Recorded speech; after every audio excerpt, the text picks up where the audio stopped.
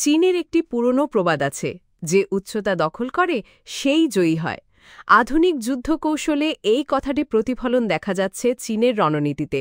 তাদের দৃষ্টিতে আধুনিক যুদ্ধের মূল শক্তিই হল আকাশাধিপত্য, আর এই আধিপত্যের কেন্দ্রবিন্দুতে রয়েছে তাদের নতুন স্টেলথ যুদ্ধবিমান J-20, যাকে তারা গর্ব করে ডাকে মাইটি ড্র্যাগন। কিন্তু এই মাইটি ড্র্যাগন কি সত্যিই বিশ্বের আকাশে নতুন পরাশক্তি? সম্প্রতি চীনের রাষ্ট্রীয় টিভি চ্যানেল CCTVতে দেখানো হয়েছে J-20 পূর্ব চীন সাগরের আকাশে চীনের এয়ার ডিফেন্স জোন বা আকাশ প্রতিরক্ষা অঞ্চলের কাছাকাছি আসা বিদেশি বিমান, সম্ভবত মার্কিন F-35কে সফলভাবে প্রতিহত করেছে। পশ্চিমা সংবাদমাধ্যমে এই ঘটনাটি তেমন গুরুত্ব না পেলেও চীনের নিজস্ব প্ল্যাটফর্ম ভিভো ও বাইদুতে এটি ব্যাপক আলোড়ন তুলেছে। J-20 পাইলটের মন্তব্য, আমরা পিছু হটতে পারি না, এই হ্যাশট্যাগটি কয়েক কোটিবার দেখা হয়েছে, যা চীনের জনগণের মধ্যে ব্যাপক জাতীয়তাবাদী উন্মাদনা সৃষ্টি করেছে। চীনের রাষ্ট্রীয় মিডিয়া এই ঘটনাকে J-20 এর উন্নত প্রযুক্তি, দ্রুত প্রতিক্রিয়া এবং পাইলটদের সাহসিকতার নিদর্শন হিসেবে তুলে ধরেছে। এক পাইলট তো বলেই ফেলেন, এটা যেন আকাশে বেয়নেট দিয়ে যুদ্ধ। J-20 এখন আর শুধু একটি যুদ্ধ বিমান নয়, এটি চীনের প্রযুক্তিগত স্বনির্ভরতার প্রতীক। সবচেয়ে গুরুত্বপূর্ণ হল এখন এই বিমানের রাশিয়ান ইঞ্জিনের বদলে সম্পূর্ণ দেশীয় ইঞ্জিন ব্যবহার করা হচ্ছে, যা তাদের আত্মনির্ভরশীলতার প্রমাণ।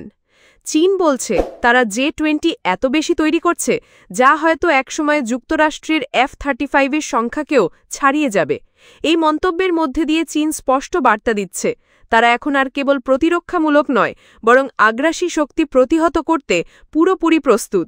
এই প্রস্তুতির সঙ্গে পূর্ব চীন সাগরে চীনের অবকাঠামো প্রকল্পগুলোকেও জড়িয়ে দেখা হচ্ছে, যা তাদের উচ্চভূমি নিয়ন্ত্রণে রাখার কৌশলের অংশ। অনেকেই বলছেন J-20 এখন চীনের গর্ব, তাদের বিমান শিল্পের অন্যতম সাফল্য। যুদ্ধবিমানটি সম্পূর্ণ দেশীয় প্রযুক্তিতে তৈরি।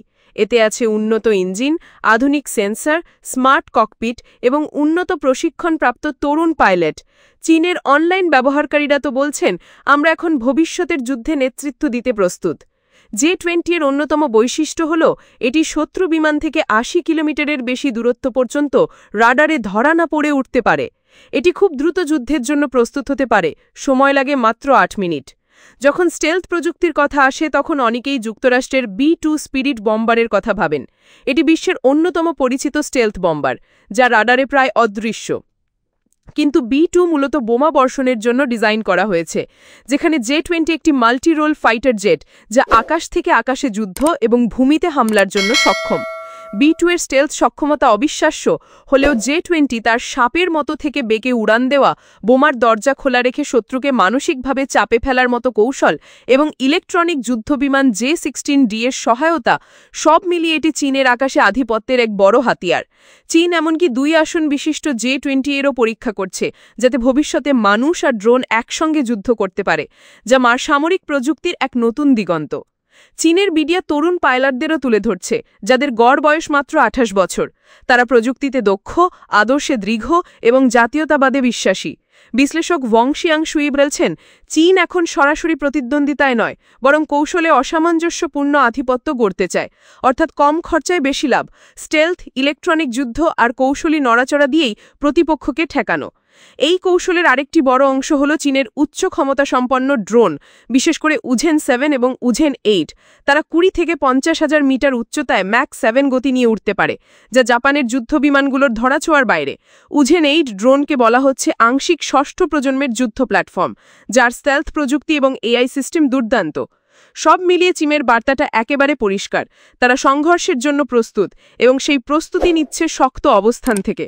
J-20 ও তাদের আকাশযানগুলো শুধু অস্ত্র নয়, এগুলো চীনের জাতীয় পুনরুত্থান এবং প্রযুক্তিগত শ্রেষ্ঠত্বের গল্প।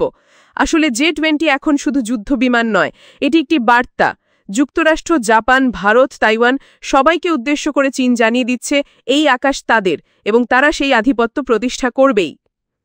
এই নতুন সামরিক প্রেক্ষাপটে আন্তর্জাতিক নিরাপত্তা এবং আঞ্চলিক ভারসাম্য কতটা প্রভাবিত হবে? আপনার কি মনে হয়? কমেন্ট বক্সে আপনার মূল্যবান মতামত জানান। ভিডিওটি ভালো লাগলে লাইক, কমেন্ট আর শেয়ার করুন। আন্তর্জাতিক রাজনীতি, সামরিক কৌশল এবং প্রযুক্তি সংক্রান্ত সব আপডেট পেতে আমাদের চ্যানেলটি সাবস্ক্রাইব করে পাশে থাকা বেল আইকনটিতে ক্লিক করুন।